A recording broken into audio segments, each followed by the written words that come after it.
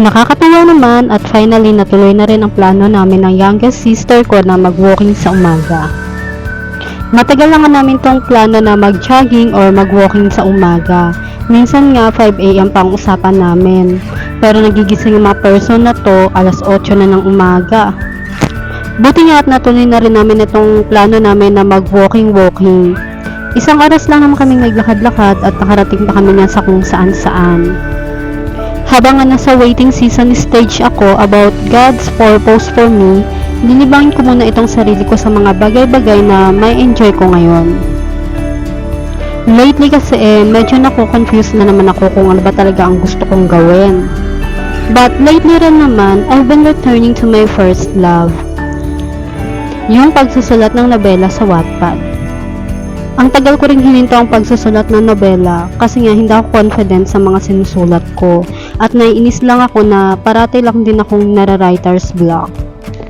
May mga kwento nung naisulat na rin naman na ako sa Wattpad and natapos ko na rin pero sinubukan kong i-revise, ayun, inaabot ng katamaran at nawawala ng gana kaya ina-unpublish ko na lang sa Wattpad at hindi na tinutuloy i-revise hanggang sa nadidelete ko na lang din yung story na yun.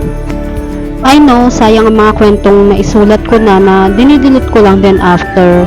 Pero gusto ko kasi yung isusulat ko na lang na nobela ay yung inspirational, kapupulutan ng aral at makaka-relate ang mga readers na makakabasa. Yun bang worth it paglaanan ng oras? Sa ngayon, hindi ko muna ipapublish sa Wattpad yung ongoing story na sinusulat ko.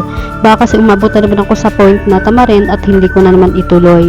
Makikipag-deal muna siguro ako sa sarili ko. Tsaka ko nilang siguro ipopost ang story na yon kapag natapos ko na at kapag sigurado na ako na worth it basahin ang story na yon. Writing a novel is not easy. Akala ko rin dati madali lang ang pagsusulat. Ayun pala, hindi siya ganun kadali.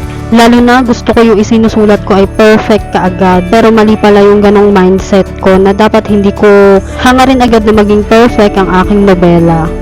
Dati naman ang pangarap ko, dapat magsulat ako ng kwento, tapos kapag bumenta at maging libro, kapag kakumita ako sa pagsusulat ay magpapatayo rin ako ng coffee shop at doon ko ilalagay lahat ng librong isinulat ko na pwedeng basahin ng mga customers ng libre.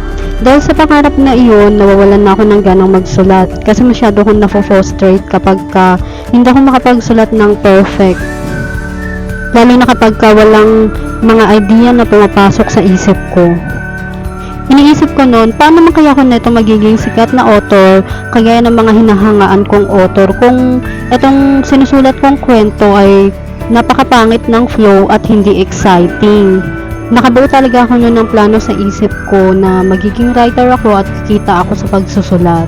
At yun talaga ang path na gusto kong tahakin. But suddenly, I realized I was heading in the wrong direction. In my desire to become a well-known writer, I forgot the most important thing of all, to have a deep and personal relationship with God. Akala ko kasi dati okay lang at hindi ko kailangan ng tulong ng Diyos kasi kaya ko. Pero dahil nasa maling direction ako na paghahabol ng pangarap ko, lalo ko naligaw at ayun, hindi nag-go ang aking sarili. Akala ko talaga dati kapag makatapos ako ng nobela, sisikat na ako at yayaman na. Pero sa tuwing nakakatapos naman ako ng kwento ay parang hindi naman ako satisfied kasi ang nasa isip ko dapat makatapos agad ako ng novel at maipublish ko kaagad. Sa pagmamadali kong makatapos ng novel, hindi ko na pinag-iisipan ng mabuti ang flow ng story at ang plot neto, basta may matapos lang. Kaya ayun, wala ding magandang pinatutunguhan ang sinulat kong kwento. At sa huli, binabasura ko na lang kasi kahit ako na nagsulat doon, hindi ko ma-feel ang ganda ng kwento. How much more pa kaya ang mga readers? Ngayon, syempre, nasa era pa rin ako na wala pa rin napapatunayan sa sarili. Nakakalungkot at nakaka-overthink pero nagtitiwala ako sa Diyos. Ewan ko lang din kung hanggang kailan ako sisipagin magsulat ng kwento. Inspired kasi ako ngayon kaya ayan, biglang nakaisip ng plot.